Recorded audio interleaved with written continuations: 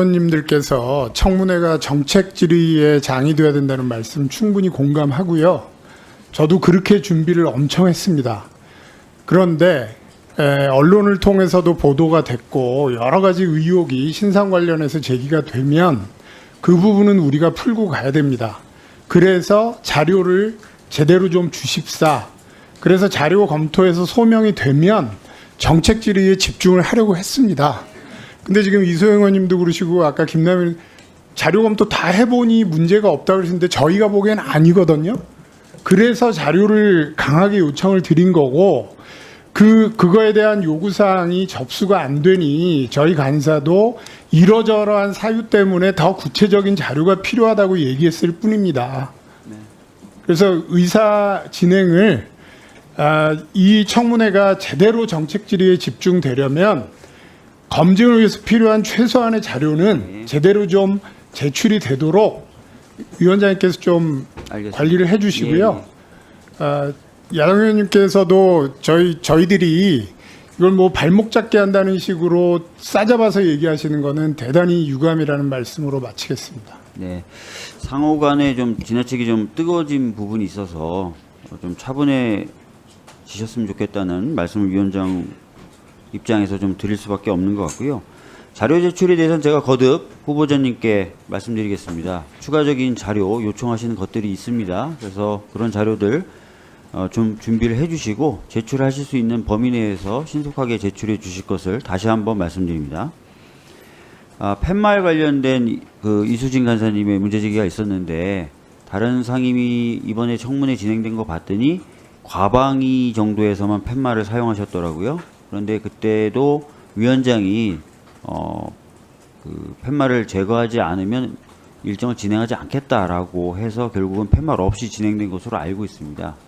일단 뭐 붙이신 거니까 점심 정해 전까지는 붙이시고요. 점심 갔다 와서는 좀 없이 진행될 수 있도록 협조해 주셨으면 좋겠다는 말씀드리겠습니다.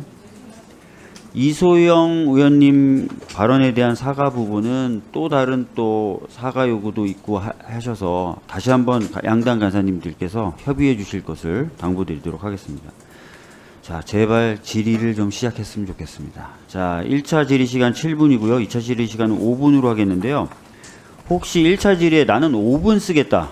그리고 2차 질의에는 대신에 7분 쓰겠다. 이렇게 하시는 분 계십니까? 제가 알기로는 장종태 의원님 그렇게 하시려고 한다는 거 알고 있는데 다른 분 계십니까? 그렇게 하시겠다는 분? 없으시면 장종태 의원님만 그렇게 진행을 하고 나머지 분들은 1차 질의 7분, 2차 질의 시간 5분으로 진행하도록 하겠습니다.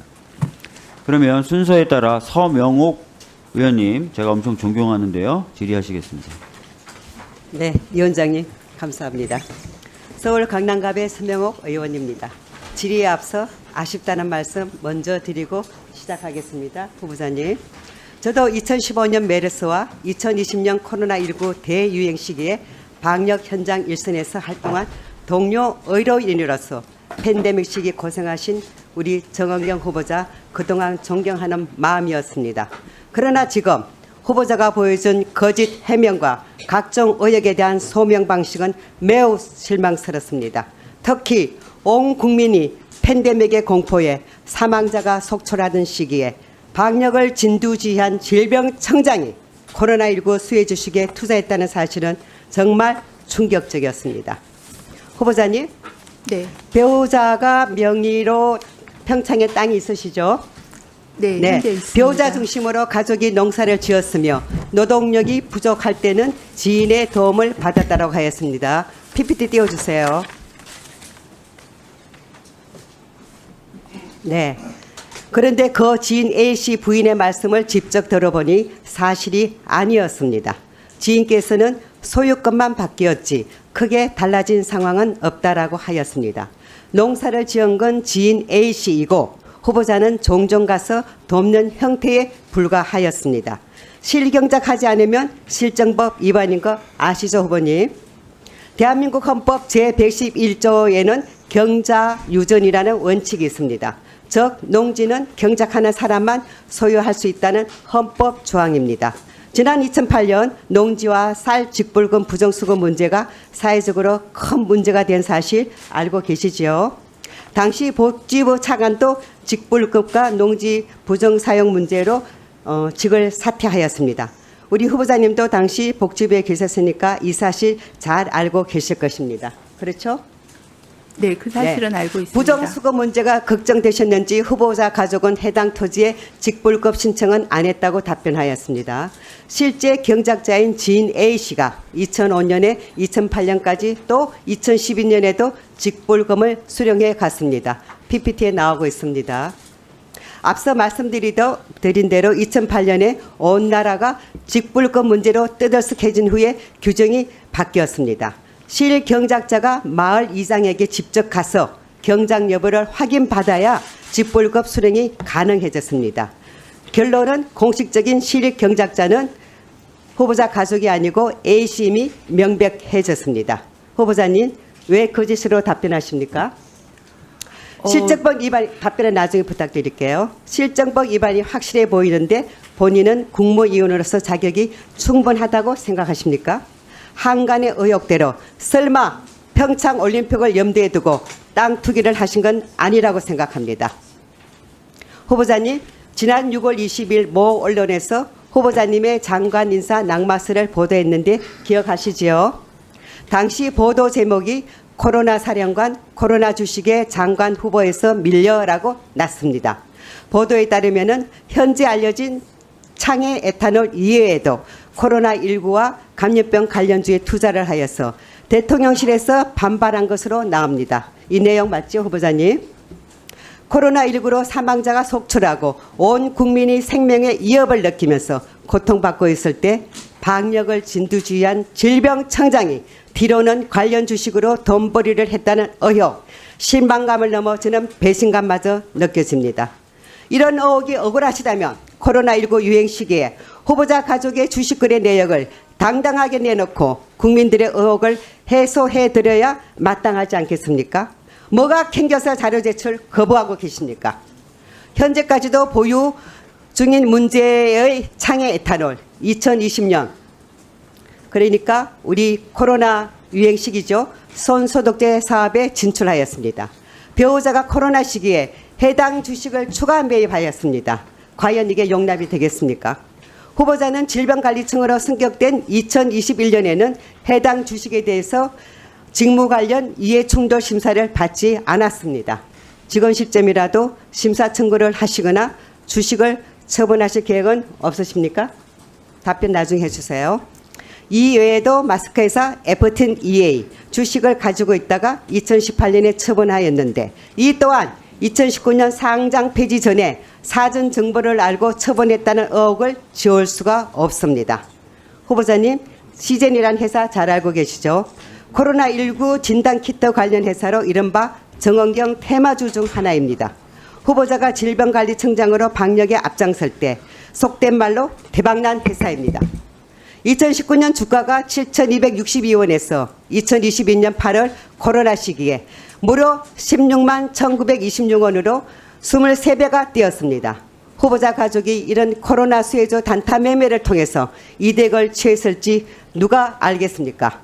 따라서 후보자는 코로나 시기에 어떤 주식을 얼마만큼 사고 팔았는지 주식 거래 내역을 공개해 주시기를 바랍니다. 이재명 대통령께서는 지난 14일 신임 공무원들에게 이런 말씀을 하셨습니다. 돈은 막이다. 하지만 천사의 얼굴을 하고 나타난다. 돈을 벌고 싶으면 기업체로 가야지. 공직을 맡아서는 아니 된다고 했습니다. 지당하신 말씀입니다. 팬데믹은 또 올 것입니다. 그때 정 후보자가 제시하는 방역 지침, 우리 국민이 과연 액면 그대로 신뢰하고 따를 수 있겠습니까? 가족들은 그때 또 어떤 수의 테마주를 사들여 돈벌이 국리를 할까요? 정 후보자님, 복지부의 연간 예산은 후보자가 역임했던 질병청의 100배 이상인 125조입니다. 복지부의 정책 결정에 따라서 간염병 관련 기업 주식 가치는 물론이고 신약 관련한 제약사의 주가, 바이오 벤처 기업의 상장과 주식 가치, 그 영향력이 어마하기에 복지부의 수장은 어느 부처보다도 공사 구분 확실하고 청렴해야 합니다. 혹시나 고양이에게 생선을 맡기는 형국이 되지 않을까 심히 우려가 되는 것은 저만의 생각이 아닐 것입니다.